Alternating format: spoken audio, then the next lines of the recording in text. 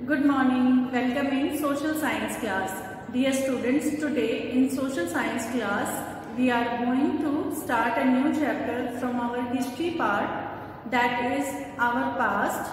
Chapter number 6, towns, traders and craft persons.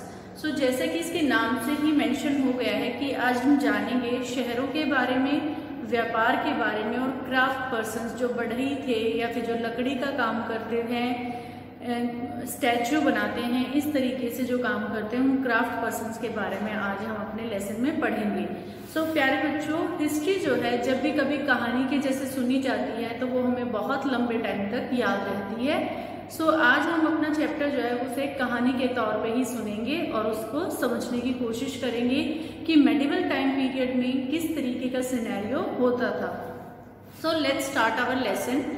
What would a traveler visiting a medieval town expected to find? This would depend on what kind of a town it was: a temple town, an administrative center, a commercial town, or a port town, to name just some possibilities. In fact, many towns combined several functions. They were administrative centers, temple towns, as well as centers of commercial activities and craft productions. So प्यारे बच्चों, अगर ये हमें imagine करना है कि अगर कोई ट्रैवलर है और वो मेडिवल टाइम पीरियड के किसी शहर में, सिटी में घूमने के लिए निकला है, सबसे पहले तो हमें ये याद होना चाहिए कि इंडियन हिस्ट्री को 3 पार्ट्स में डिवाइड किया गया है: ancient India, medieval time period and modern India. So 6th class में हमने एंशिएंट इंडिया के बारे में जाना था। 7th क्लास में जो गोइंग ऑन है उसमें हम मेडिवल इंडिया के बारे में पढ़ेंगे और आने वाली 8th क्लास में हम मॉडर्न इंडिया के बारे में स्टडी करेंगे। सो मेडिवल टाइम पीरियड है 700 BC से 1750 के इन बिटवीन। सो इस टाइम पीरियड में अगर किसी सिटी में कोई टूरिस्ट घूमने जाए तो वो क्या एक्सपेक्ट करता है, ये डिपेंड करता है कि वो किस तरीके की सिटी में घूमने के लिए गया है। अगर वो सिटी फेमस है अपने पॉपुलर टेम्पल्स के लिए, अपने ब्यूटीफुल टेम्पल्स के लिए, तो वो एक टेम्पल टाउन हुआ। अगर वो फेमस है किसी कमर्शियल एक्टिविटीज के लिए, किसी मार्केट के लिए, तो वो एक कमर्शियल टाउन हुआ। अगर वो गया है किसी पोर्ट के आसपास की सिटी में तो वो पोर्ट टाउन हुआ और वहां से उसे पता चलेगा कि ये पर्टिकुलर एरिया जो है किन से व्यापार करता रहा है, क्योंकि वहां पर उन्हें पुरानी सील देखने को, पुराने जो टोकन करेंसीज होती थी वो देखने को मिल सकती हैं। सो इस तरीके से ये डिपेंड करता है कि वो किस तरीके की सिटी में घूमने के लिए गया है। अब हम बात करेंगे एडमिनिस्ट्रेटिव सेंटर के बारे में और यहाँ पर हम एग्जाम्पल लेंगे चोला डायनेस्टी का, जिसको हमने डिटेल में चैप्टर नंबर 2 के अंदर पढ़ा था। सो यहाँ पर जो तंजावुर है, अब हमें इमेजिन करना है प्यारे बच्चों कि हम तंजावुर शहर को देखने के लिए गए हैं। सो ऐसी हमने कल्पना करनी है। The perennial river Kaveri flow near this beautiful town. One hears the bells of Raja Rajeshwara temple built by King Raja Raja Chola. The town's people are all praised for its architect Kunjar Mallan, Raja Raja Peruthachan, who has proudly carved his name on the temple wall inside a massive शिवालिंग। सो यहाँ पे शिवलिंग जो temple है, राजा Rajeshwara temple, वो Kaveri river के पास है। सो नदियों को वैसे ही देखना कितना आनंदमय होता है, कितना सुकून देने वाला होता है। सो यहाँ पर कावेरी अपनी सुंदर तरीके से अपना बह रही है और वहाँ पास में ही राजा राजेश्वरा टेम्पल है। सो वहाँ की बेल्स की, घंटों की वहाँ पर आवाज आती है। सो उनको सुनना, सो वहाँ के रहने वाले जो पीपल हैं या वहाँ जो देखने आते हैं, तो वो जो जिसने ये टेम्पल का निर्माण किया था उसकी आर्किटेक्ट की प्रेज करते हैं और उसको कहते हैं कि उसने कितना सुंदर काम किया है। और उस आर्किटेक्ट ने अपना नाम जो है वो टेम्पल की वॉल पे कार्व किया हुआ है, इसीलिए सभी उसको जानते भी हैं। So beside the temple there were palaces with mandapas or pavilions. King hold court in these mandapas, issuing order to their subordinate. There are also barrack for the army. सिर्फ यही एक टेम्पल वहां पर नहीं है, इसके अलावा बहुत सारे महल भी वहां पर हैं और उन महलों में मंडप बने हुए हैं, पैविलियन, जो कोर्ट लगाते थे, जो राजा लोग अपना दरबार बनाते थे वहां पर लगाते थे और वहीं पर वो अपने आदेश जारी करते थे, जिनको उनके अधीनस्थ जो थे, सबॉर्डिनेट, वो फॉलो करते थे। इसके अलावा आर्मी के रहने के लिए बैरक्स बने हुए हैं। The town is bustling with market selling grain, spices, cloth and jewelry. Water supply for the towns comes from the wells and tanks. The Salya weavers and Tanjavur are the nearby town of the Oriyur are busy producing clothes for flag to the used in the temple festival, fine cottons for the king and nobility, and coarse cotton for the masses. Some distance away at Swami Mallai, the Satapatis or sculptures are making exquisite bronze idols and tall or ornamental metal lamps. तो यहाँ पर हम बात कर रहे हैं कि और अगर हम तंजावुर सिटी में गए हैं तो वहां पर और हमें क्या देखने को मिलता है। सो हमें तंजावुर की मार्केट हमें दिखाई दे रही है जहां पर ग्रेन्स जो हैं, अनाज जो है उनको बेचा या खरीदा जा रहा है। इसके साथ साथ वहां पर जो बुनकर हैं वो बुनाई का काम कर रहे हैं। सुंदर सुंदर कॉटन के कपड़े किंग और राजा के जो सबॉर्डिनेट्स होते हैं उनके लिए बना रहे हैं, और जो आम जनता है उसके लिए मोटे सूती कपड़े के वस्त्र बनाए जा रहे हैं। इसके साथ साथ मंदिरों के लिए झंडे बनाए जा रहे हैं क्योंकि फेस्टिवल आने वाला है, तो उसमें बहुत सारे झंडे जो है फ्लैग चाहिए टेम्पल्स के लिए, तो उनका निर्माण किया जा रहा है। उसके साथ साथ वहां पर जो स्वामी मल्लाई थोड़ी सी दूरी पे कोई जगह है, वहां पर ब्रोंज के स्कल्पचर्स, स्टैचूज बनाए जा रहे हैं, मूर्तियां बनाई जा रही हैं ब्रोंज मेटल के साथ। तो ये सब हमें तंजावुर जो सिटी है उसमें देखने को मिल रहा है। अब हम बात करते हैं temple towns and pilgrimage centres की। पिलग्रिमेज का मतलब होता है धार्मिक जगह। So Tanjavur is also an example of a temple town. Temple town represent a very important pattern of the urbanization, the process by which cities develop. Temples were often central to the economy and society. Rulers built temples to demonstrate their devotion to various deities. They also endowed temple with grants of land and money to carry out elaborate rituals, feed pilgrims and priests, and celebrate festivals. Pilgrims who flocked to the temples are also made donation. So यहाँ पर बताया जा रहा है कि temple towns क्या हैं। जो तंजावुर है उसको टेम्पल टाउन के नाम से भी जाना जाता है। इसके साथ साथ वो एक कमर्शियल टाउन भी है क्योंकि हमने अभी देखा कि वहाँ की मार्केट का क्या व्यू था, जिसको अभी हमने कल्पना जिसकी की थी। सो तंजावुर जो है उसको टेम्पल टाउन के तौर पे भी जाना जाता है, और यहाँ के जो राजा हैं वो सुंदर सुंदर टेम्पल्स का निर्माण करवाते हैं। और जब टेम्पल जो है वो सोसाइटी का सोशल जो एक्टिविटीज हैं उनका एक मेन फेमस पॉइंट होता है, पॉपुलर पॉइंट होता है, क्योंकि जब लोग पूजा करने के लिए टेम्पल में आना शुरू करते हैं तो उनको पूजा के लिए कुछ सामान चाहिए, जिसके लिए उसके आसपास की शॉप्स वहां पर बननी शुरू हो जाएंगी। और जब शॉप्स बन जाएंगी तो वहां पर लोग खरीदारी करने के लिए आना जाना शुरू कर देंगे, और इस तरीके से कमर्शियल एक्टिविटीज शुरू हो जाएंगी। और ये कमर्शियल एक्टिविटीज उस जगह को क्या करेंगी, अर्बनाइज्ड कर देंगी, नगर में, टाउन में जल्दी सी वो जगह जो है वो शहर बन जाएगी। अब हम बात करते हैं ब्रोंज बेल मेटल्स की and the lost wax technique. So dear students, जो चोला डायनेस्टी है वो बहुत ही पॉपुलर थी अपने टाइम में, और क्या बनाने में, ब्रोंज के स्कल्पचर्स, ब्रोंज के स्टैचू बनाने में। और वो जो ब्रोंज के स्टैचू बनाते थे वो वैक्स टेक्निक से बनाते थे। इसमें क्या किया जाता था, एक सांचा बनाते थे और उसमें वैक्स को फिल कर देते थे, और उस वैक्स को जब वो पूरी स्टैचू बन जाती तो उसके बाहर आवरण लगा देते थे मिट्टी का। और जब वो मिट्टी को फिर ड्राई होने के लिए रख देते, और फिर क्या करते, मिट्टी को फायर में पकाया जाता उस शेप को, और फिर होल कर देते, और वो सारा जो मेल्टेड वैक्स था उसको बाहर निकाल देते, और फिर उसके अंदर ब्रोंज मेटल जो है, लिक्विड ब्रोंज मेटल जो कि गर्म होती थी, उसको उसी सेम होल से डाल दिया जाता। और उसके बाद जब वो ड्राई हो जाता, सॉलिडिफाइड हो जाती वो ब्रोंज मेटल, उसके बाद बहुत ही सावधानी से बाहर का जो मिट्टी का जो आवरण था, कवर, जो आवरण का मतलब कवर, उसको हटा देते, और इस तरीके से ब्रोंज के स्कल्पचर्स बन जाते जो कि बहुत ही पॉपुलर रहे अपने टाइम में। सो ये थी lost vaxxed technique. Temple authorities use their wealth to finance trade and banking. Gradually, a large number of priests, workers, artisans, traders, etc. settled near the temple to cater to its need and those of the pilgrims. Thus grew temple towns. Town emerged around temples such as those of the Bilaswami or Vidisha in Madhya Pradesh, and Somnath in Gujarat, and other important temple town included Kanchipuram in Madurai in Tamil Nadu and Tirupati in Andhra Pradesh.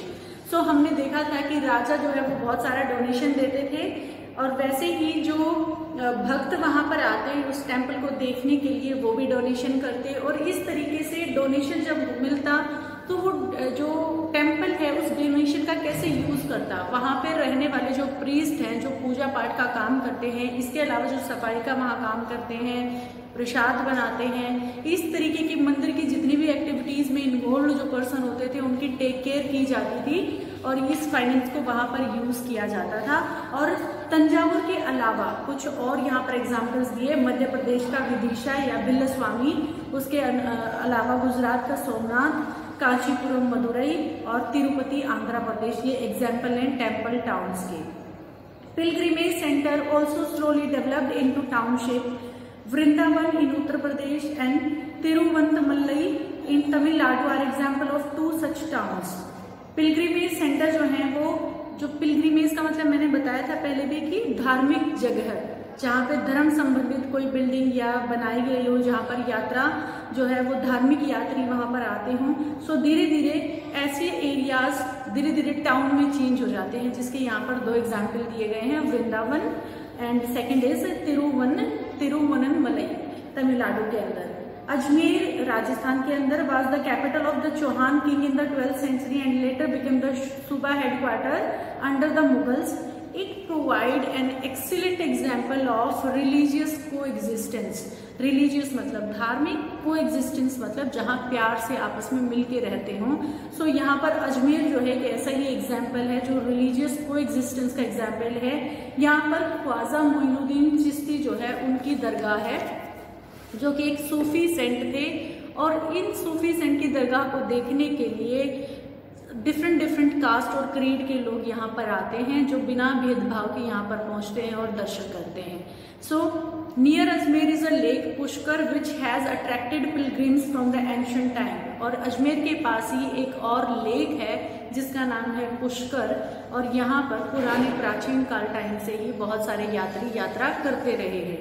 अब हम बात करेंगे next topic की, जो कि है a network of small towns.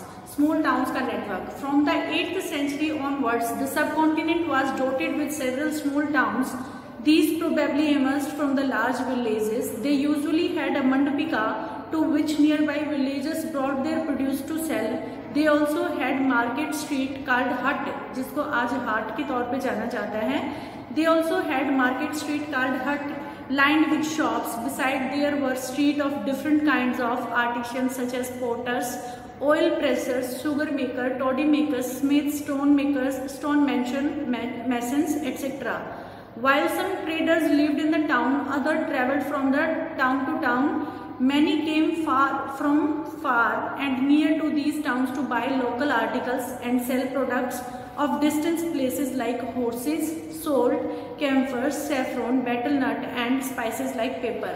So यहाँ पे बताया गया है कि डिफरेंट विलेजेस जो है जो धीरे धीरे अर्बनाइजेशन की तरफ मूव ऑन हो रहे हैं, क्योंकि वहां पर मार्केट बन गई, मार्केट में कमर्शियल एक्टिविटीज होनी शुरू हो गई, लोग वहां पर सामान बेचने और सामान खरीदने आने लगे। तो इस तरीके से जो बड़े बड़े गांव थे अब वो शहरों में बदल रहे थे, और इस टेक्निक को, इस प्रोसीजर को बोला जाता है अर्बनाइजेशन होना। एक जगह जो अब अर्बन होनी शुरू हो गई है, वहां पर मॉडर्न फैसिलिटीज जो हैं वो आनी शुरू हो गई हैं। सो इन शहरों में एक मंडपिका, जिसको मंडी भी कहा जाता है, अनाज मंडी, सब्जी मंडी, मंडी वर्ड आप लोगों ने बहुत बार सुना होगा। सो पहले इसको मंडपिका बोला जाता था, जो कि इन गांव में होती थी जहां पर लोग अपने सामान को बेचने के लिए लाते थे या फिर कुछ सामान खरीदने के लिए आते थे। सो ये जो व्यापारी वहां पर होते थे, कुछ व्यापारी वहां पर लोकल रहने वाले थे जो वहीं पर रहते थे और वहीं अपना काम करते थे, और कुछ यहाँ पर जो ट्रेडर्स थे वो दूर दराज से आते थे, दूर की जगहों से आते थे वहां से अपना सामान बेचने और यहाँ का लोकल सामान या लोकल आर्टिकल्स खरीदने के लिए। यूजुअली अ सामंत और इन लेटर टाइम्स अ जमींदार बिल्ड अ फोर्टिफाइड पैलेस इन और नियर दीज टाउन्स। सो सामंत जो होते थे वो क्या करते थे, उन जगहों के या उन टाउन्स के आसपास अपना महल बना लेते थे, अपना घर बना लेते थे। They levied taxes on traders artisans an article of trade and sometimes donated the right to collected these taxes to the local temple.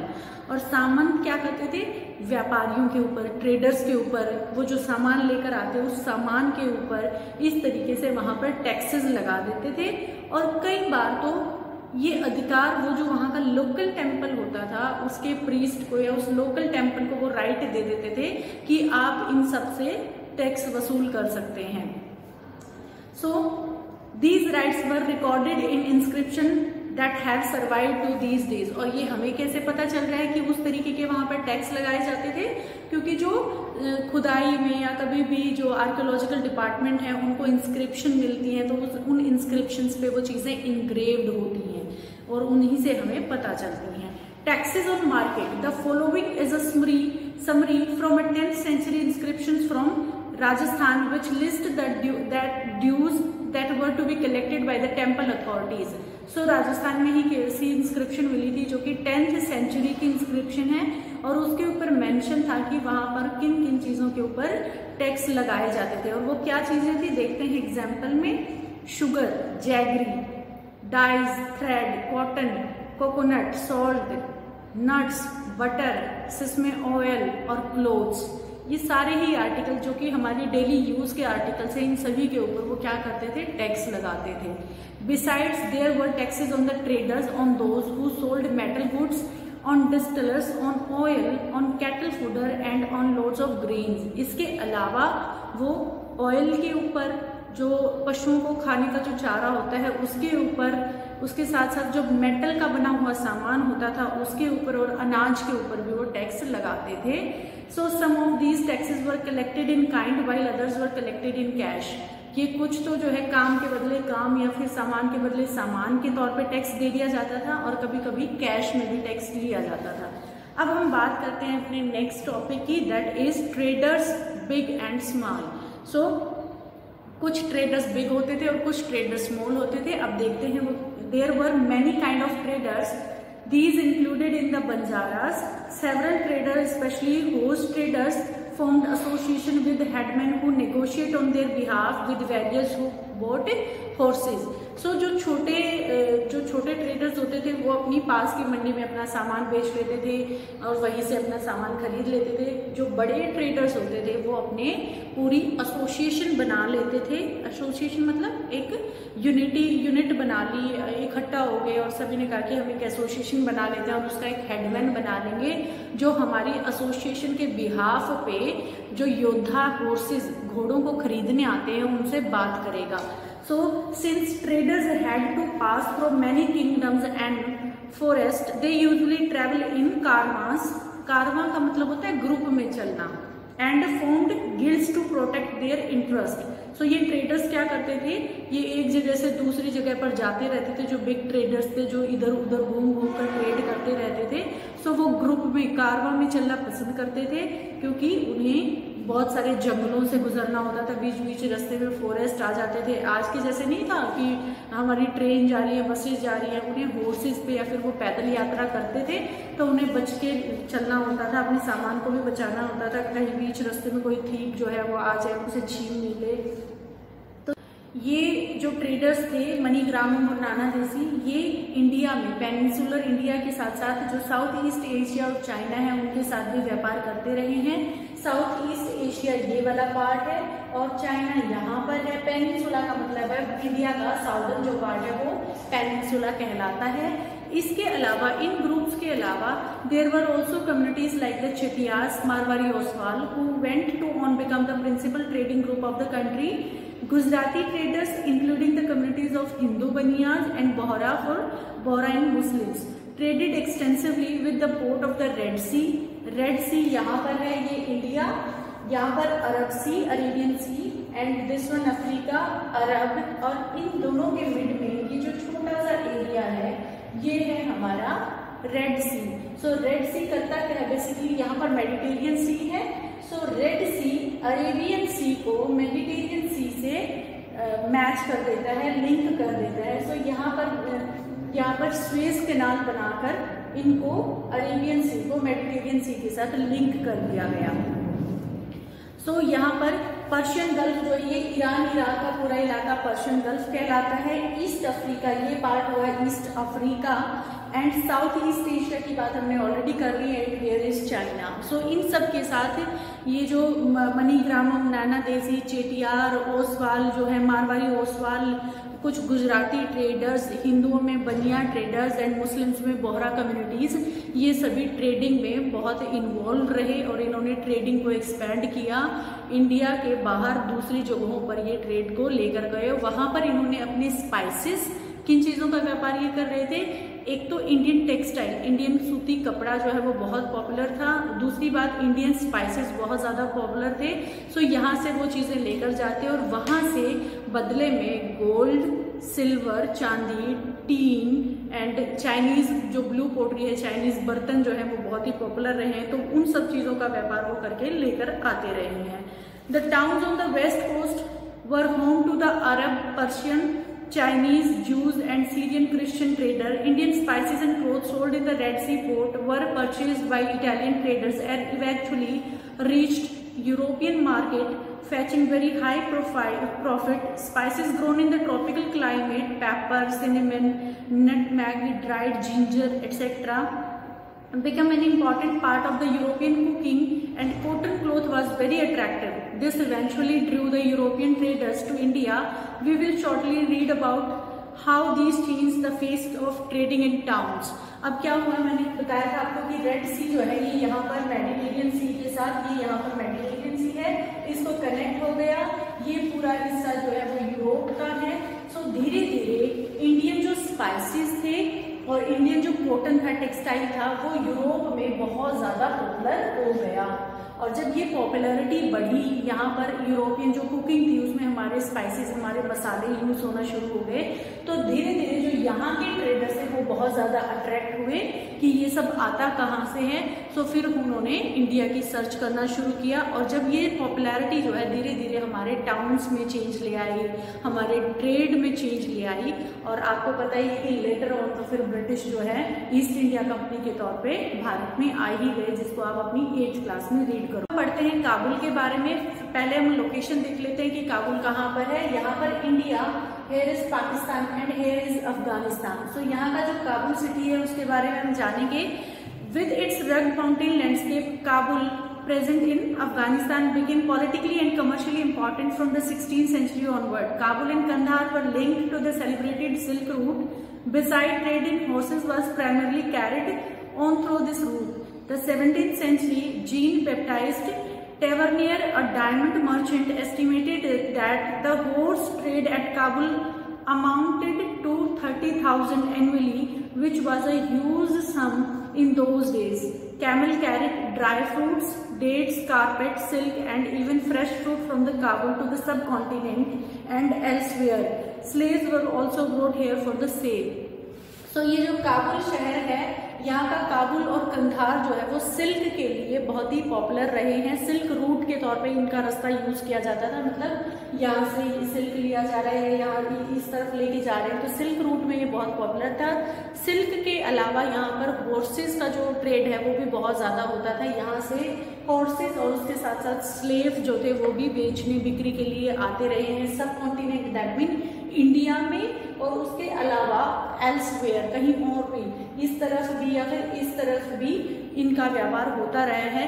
तो यहाँ पर एक जैन बैप्टाइस्ट हैं, एक पादरी हैं, वो कहते हैं कि यहाँ पर अंदाजा लगाया जाए तो उस टाइम में साल में 30,000 का व्यापार हॉर्सेस का होता था, जो कि उस टाइम के लिए बहुत ही बड़ा अमाउंट था।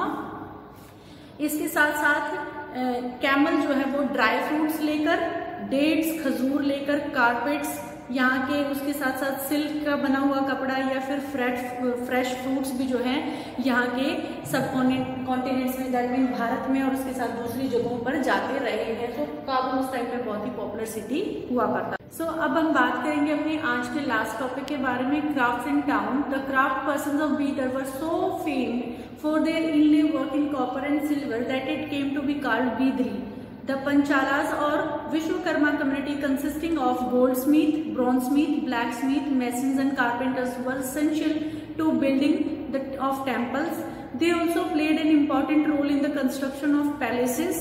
big buildings, tank reservoirs. Similarly, weavers such as Selyar and Kekolars emerged as the prosperous communities, making donation to the temples. Some aspects of cloth making like cotton cleaning, spinning and dyeing became the specialized and independent crafts. So हम बात कर रहे हैं crafts की, तो यहाँ पर बताया गया है कि बीदर जो शहर है वहाँ पर वो मेटल के ऊपर इस तरीके का सुंदर काम करते थे कि बाद में उस काम को ही बीदरी काम कहा जाने लगा, बीदरी क्राफ्ट। हम ध्यान से देखेंगे कि यहाँ पर एग्जाम्पल भी दिया गया है कि इस मेटल के बर्तन जो कि कैंडल होल्डर है, सो इसको किस तरीके से इसके ऊपर काम को उकेरा गया है, किया गया है, ये बीदरी वर्क का एग्जाम्पल हमें दिया गया है। सो इसके अलावा जो विश्वकर्मा कम्युनिटीज है जिसमें कि हमारे सुनार जो ब्रोंज का काम करते थे वो कसेरे, उसके अलावा जो लोहार हैं, मैसन जो है, उसके साथ साथ कारपेंटर जो बढ़ई का काम करते हैं, इन सब की कम्युनिटी को मिलाकर विश्वकर्मा कम्युनिटी बोला जाता है। सो ये उस टाइम पे बहुत ही पॉपुलर हुए, बहुत ही जरूरी इनको माना जाता था, क्योंकि इनको अगर कोई सुंदर बिल्डिंग बनानी है, कोई टेम्पल बनाना है, पैलेस बनाने हैं या बड़े बड़े सुंदर रेजर्वेयर्स बनाने हैं, तो उस टाइम पे इनकी बहुत ज्यादा जरूरत होती थी। सो ये बहुत ही पॉपुलर उस टाइम पे कम्युनिटीज थी और ये इनका काम बहुत अच्छा जाता था, तो ये डोनेशन भी बहुत ज्यादा उस टाइम पे देते थे और इस तरीके से ये एक इंडिपेंडेंट क्राफ्ट उभर कर सामने आया। Changing fortune of towns, some towns like Ahmedabad, Gujarat went on to become the major commercial cities, but others like Tanjavur shrank in size and importance over the centuries. Murshidabad, West Bengal, on the bank of Bhagirathi, which rose to prominence as a center for silk and became the capital of West Bengal in 1704, declined in the course of the century as the weaver faced competition from cheap mill-made cloth from England. अब यहाँ पे इस term को समझना बहुत जरूरी है, changing Fortune of cities, शहरों का भाग्य। शहरों का भाग्य कैसे बदलेगा? जब कोई सिटी जो है अगर वो अपने काम के लिए, सामान के लिए अगर वो पॉपुलर हो जाती है तो वो उसके लिए फॉर्चून हुआ। अगर वो सिटी लेस पॉपुलर हो जाए, उस वही सेम सामान कहीं पर सस्ता और अच्छी क्वालिटी में मिलना शुरू हो जाए या किसी और रीजन से अगर वो सिटी लेस पॉपुलर हो जाए तो उसका क्या हो जाएगा? फॉर्चून खत्म हो जाएगा और ये उसका बुरा फेज, बैड फेज स्टार्ट हो जाएगा। और ऐसा ही कुछ सिटीज के साथ मेडिवल टाइम पीरियड में हुआ। अब जैसे जैसे बाहर की कंट्रीज के साथ व्यापार बढ़ रहा था तो जो पोर्ट के आसपास के सिटीज थे वो पॉपुलर होने लगे और जो अंदर थे, लैंड के अंदर थे या पोर्ट के पास नहीं थे, वो सिटीज जो है वो लेस इंपॉर्टेंट होना शुरू हो गई, वो सिकुड़ गई, उनका महत्व जो है वो कम होना शुरू हो गया। ऐसा ही एक एग्जाम्पल तंजावुर का है। उसके साथ साथ कभी भागीरथी नदी पर मुर्शिदाबाद जो फेमस पॉपुलर सिटी थी वेस्ट बंगाल की, वो इतनी पॉपुलर थी अपने सिल्क के रूट के लिए कि उसको वेस्ट बंगाल की कैपिटल बना दिया गया था। बाद में वो भी डिक्लाइन हो गई क्योंकि वहाँ वो बुनकरों के लिए बहुत ही पॉपुलर थी और अब बुनकर जो थे, जो बुनाई का काम करते थे, उनके लिए कंपटीशन आ गया था। इंग्लैंड से बना हुआ, मील में बना हुआ क्लॉथ आ गया जो कि सस्ता भी मिलता और लोग उसके लिए ज़्यादा अट्रैक्ट होने लगे। सो जो बुनकर थे उनका बनाया हुआ कपड़ा जो है कोई खरीदता नहीं था, तो अभी लेस पॉपुलर होना शुरू हो गया था। इस तरीके से भाग्य जो है वो बदलने शुरू हो गए शहरों के। यहाँ पर तो 7th में हम इसको बहुत ही छोटे टॉपिक के तौर पर पढ़ रहे हैं। जब हम 8th क्लास में हो जाएंगे तो इस पे प्रॉपर एक पूरा चैप्टर है। सो प्यारे बच्चों, आपको घर पे रीडिंग ज़रूर करनी है। ऐसे बिल्कुल नहीं करना है कि आप रीडिंग ना करें। रीडिंग से हमारी मेमोरी भी इन्हेंस होती है, साथ ही साथ हमारी वोकैब भी बढ़ती है। तो हमें रीडिंग करना बहुत ज़्यादा ज़रूरी है। इसके साथ साथ आप अपनी नोटबुक जो बनाएंगे उसको भी बेटे बहुत अच्छी साफ सुंदर राइटिंग में बनाइए, अपना काम प्रॉपर करते रहिए और मुझे सेंड करते रहिए। सो प्यारे बच्चों, अगली क्लास में मिलेंगे हम अपने इसी चैप्टर के नेक्स्ट टॉपिक के साथ। तब तक के लिए stay healthy, happy, bye bye.